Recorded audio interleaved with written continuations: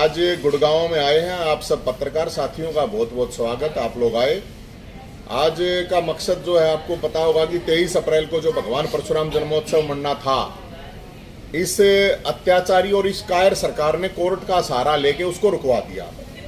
और ये जो आदेश पारित हुए थे ये कंस कुटीर से हुए थे। कंस कुटीर मतलब मुख्यमंत्री खट्टर साहब का जो घर है वो कंस कुटीर है, और ये मुख्यमंत्री जो है ये कंस का रूप है, जिन्होंने इतना बड़ा पाप किया कि भगवान परशुराम जन्मोत्सव रुकवाने का काम करने की इन्होंने कोशिश की कोर्ट के द्वारा, कायरता हरकत करके।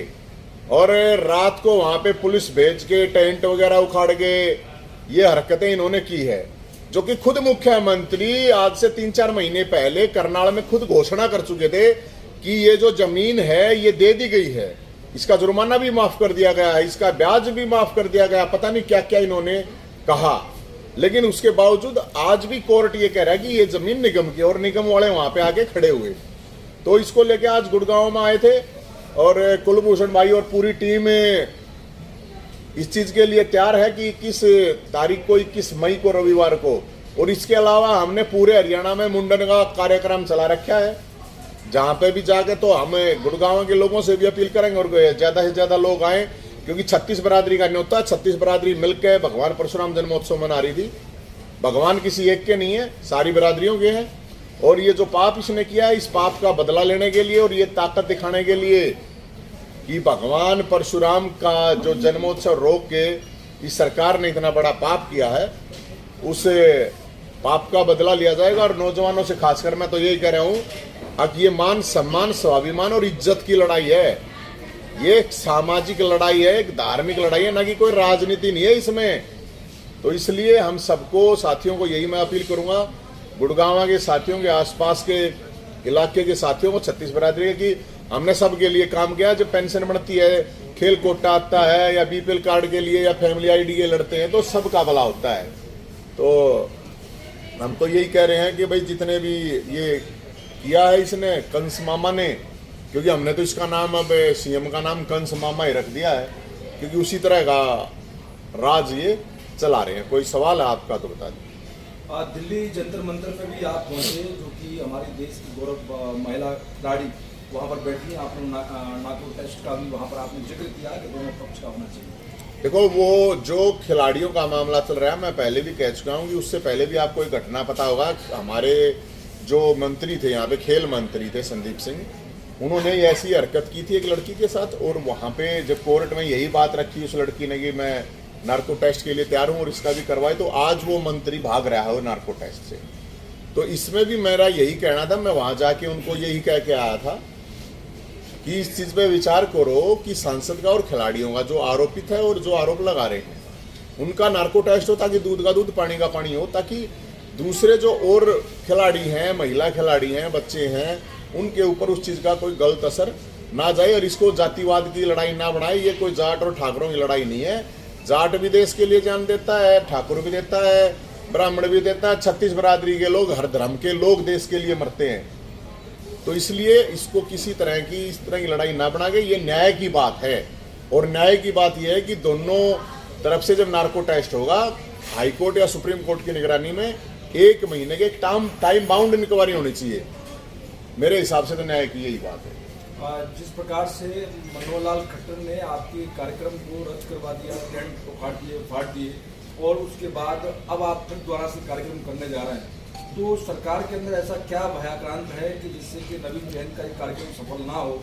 ये तो इसलिए था भाई साहब, मुख्यमंत्री साहब ने इसलिए किया था, वहाँ लाखों लोग आने थे। इनकी जयंतियों में या इनके प्रोग्राम्स में आते नहीं है लोग, और इनको पता था कि वहाँ बहुत बड़ी मात्रा में लोग आने हैं। तो कंस मामा ने कंस कुटीर से ये निर्देश जारी किया। कुछ विभीषणों ने उनको कहा, सारे विभीषण, और वो मिलके उन्होंने ये किया, क्योंकि इसमें तो कोई जमीन को तो उठा के लेगा, अगर ये जमीन निगम की भी थी तो उसको उठा के तो हम कहीं लेके नहीं जा रहे थे। सवाल इस बात का कि आज तक मेरे ख्याल में औरंगजेब के बाद यही होगा मुख्यमंत्री जो है जिसने इस तरह की कार्रवाई की है, क्योंकि वहां तो कुछ बना तो हुआ है नहीं, खाली जमीन पड़ी थी। और लाखों रुपए का हमारा टेंट का नुकसान किया इन्होंने। नुकसान कोई बात नहीं, लेकिन ये रोकण तो 21 बार भगवान परशुराम ने पृथ्वी फतेह करी थी, हम 21 बार कोशिश तो कर ही सकते हैं। आज आप गुरुग्राम में प्रेस वार्ता रखी है, इस प्रकार से हरियाणा के सभी राज्यों में हरियाणा के सारे जिलों में आप प्रेस वार्ता रख रहे हैं। मैं पहले गया था, मैं पहली बार पूरे यहाँ गुड़गांव में भी आया था, और उसके बाद आप लोगों को पता ही है मुंडन करवाया है हमने। और जब ये मुंडन करवाया है तो मुंडन आदमी दुख में करवाता है। जब मैं आया था यहाँ पे, उस दिन प्रेस कॉन्फ्रेंस थी, तो मैं पूरे हरियाणा में हर जगह पीले चावल दे के न्योता दे के गया हम लोगों का। और अब पीले चावल वाला तो क्या, अब तो ललकार वाला नहीं होता है भाई साहब। जिसका खून हो लाल तो वो आ जाइयो भाई, जिसका मान सम्मान स्वाभिमान इज्जत हो, लड़ने की हिम्मत हो, अगर कोई मजबूरी ना हो, कोई इमरजेंसी ना हो, तो मैं तो सबको न्योता दे रहा हूँ, अब सब लोग आ जाए। आपने बीपीएल कार्ड, राशन कार्ड और तमाम बेरोजगार लोगों की आवाज को आपने बुलंद किया और सरकार को आईना दिखाने का काम किया, उसको लेके क्या कहते हैं? भाई उससे तो समस्या हो रही है ना, समस्याएं तो ये हो रही है। अब कोई भी जनता की बात है तो कोई और तो उठाता नहीं, विपक्ष तो मुर्दा पड़ा है, हम ठावे हैं तो ये रोड़ा मचावे हैं, तो आवाज उठे है तो समस्या हो है सरकार को, यही बात है। ये तो बताओगे ना कुछ न कुछ, हम तो यही कह रहे हैं। अब ये बताओ, लोग दुखी हैं। अभी जो आप ये जयंती करने वाले हैं, इसमें आप सभी ने बोला कि मुंडन करवाने में लगभग कितने लोग आपके समर्थन में खड़े हो रहे हैं, कितने लोग मुंडन? मेरा कोई समर्थन नहीं है मैडम, ये भगवान परशुराम का भोलेनाथ की कृपा होनी है, मेरा कुछ नहीं है। मैंने तो अपना करवा रखा है, जिसकी मर्जी है। मुंडन कराने वाले मुख्य अतिथि, बिना मुंडन वाले विशिष्ट अतिथि, वो तो सबकी अपना एक वॉलंटियर वो है।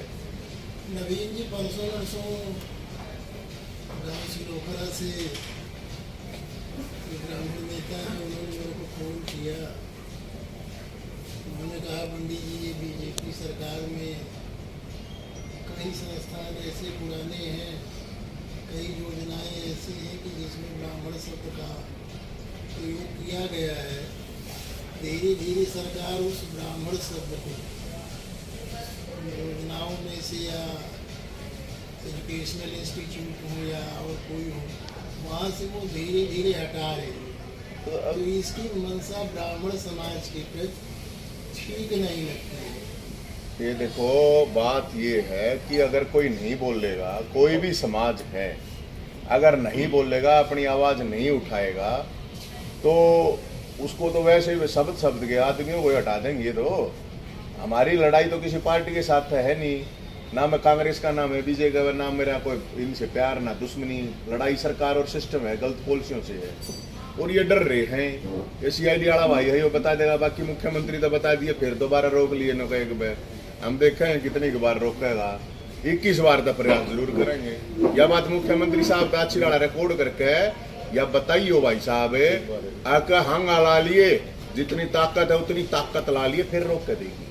अच्छा, देश को ये कहा जा रहा है कि हिंदू राष्ट्र बनाया जाएगा, सभी जो मुद्दों का राज है उसको खत्म करने। ये राजनीति वाली बात है मैडम, राजनीति कोई किम में कह दे, कोई किम में, उस बात का कोई वो नहीं है यार। ये सब का देश है, इस देश के लिए जो जान देते हैं उन सब का है, सबका।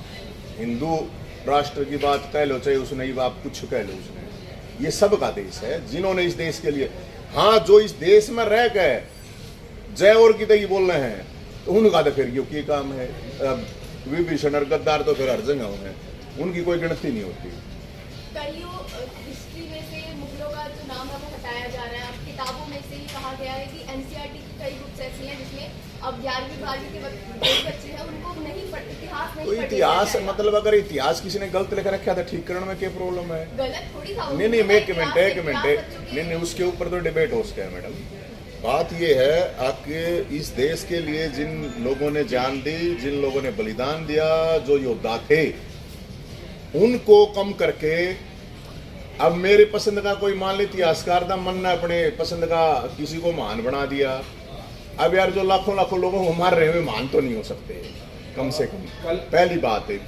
और जिन लोगों ने बलिदान कर रखा है, चाहे वो जो भी लोग हैं, वो तो हर धर्म हर बिरादरी के लोग हैं, जिन्होंने देश के लिए लड़ रखा है, तो उनको आगे बढ़ाना चाहिए, दिखाना चाहिए क्या प्रॉब्लम है। नवीन जी टिप्पणी क्या करें, ये तो सारे चोर चोर मोशेरे भाई हैं। एक ओएसडी के कोई से ओएसडी उठा लो, उसकी संपत्ति की जांच करा लो। अगर मुख्यमंत्री अपने आप में राजा हरिश्चंद्र माना है ना, तो उसको तो करवाना चाहिए, उसको तो खुल के कहना चाहिए कि मेरे आसपास के मंत्री एमएलए ओएसडी हैं, इनने लुटाओ, इनका सबका कराओ नार्को टेस्ट।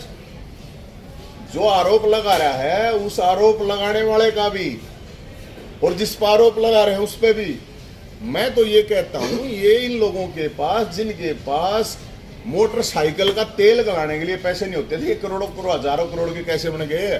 कौन सी खान है वो बताओ, कौन सा बिजनेस मॉडल है? आम लोगों को भी बता दो यार, उन दो भी दाने को ना खाने के, उन दो भी पैसा हो जावे। ये जो राजा हरिश्चंद्र का मुखोटा पहने घूमता है मुख्यमंत्री साहब, ये नकली है, ये नकली मुखोटा राजा हरिश्चंद्र का। उसके अगर मुखोटे के उतारोगे तो कंस मिलेगा, जिसके शासन प्रशासन में भ्रष्टाचार, चोरी चकारी, तानाशाही सब कुछ होता है। कुलभूषण जी, आप भी कुछ इस विषय पर बोलिएगा। जिस प्रकार से वहाँ से हटा दिया गया परशुराम जयंती का एक कार्यक्रम, और नवीन जयंती कराने वाले थे, अब आगे आप लोगों की गुड़गांव से क्या रहेगी, कितना सहयोग करेंगे नवीन जयंती को और उस कार्यक्रम को सफल बनाने के लिए? देखो, नवीन जयंत भाई ने आज तक जितने भी मुद्दे उठाए हैं, चाहे वो मुद्दे बेरोजगारी से संबंधित हो, चाहे वो मुद्दे बुढ़ापा पेंशन से संबंधित हो, चाहे वो विकलांग भाई जो है उनकी पेंशन से संबंधित हो, और चाहे जो परिवार पहचान पत्र है उसके नाम पर जो भी घोटाले हुए।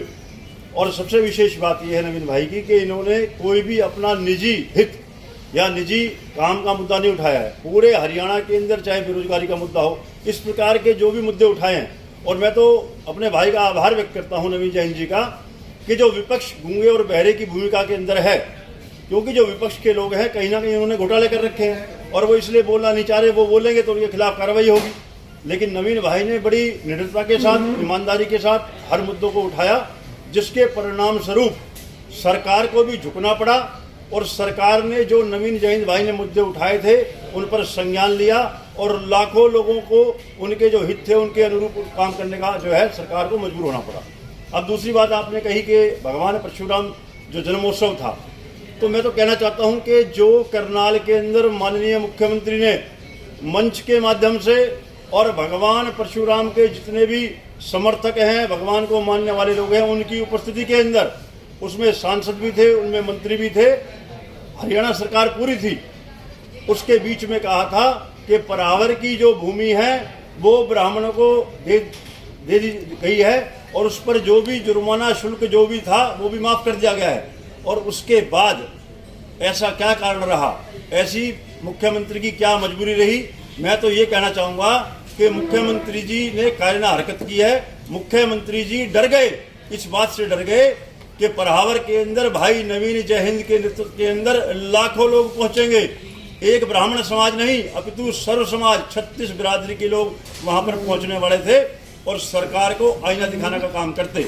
और जहां तक मुख्यमंत्री जी कहते हैं कि वो जमीन जो उन्होंने कोर्ट का सहारा लिया कि वो जमीन जो है वो निगम की है, तो मैं मुख्यमंत्री जी से पूछना चाहता हूं कि गुरुग्राम के सेक्टर 29 के अंदर लेजर वैली जो ग्राउंड है उसके अंदर हर शुक्रवार को आप जाकर देख सकते हैं लाखों विशेष समुदाय के लोग जो उसका उपयोग करते हैं।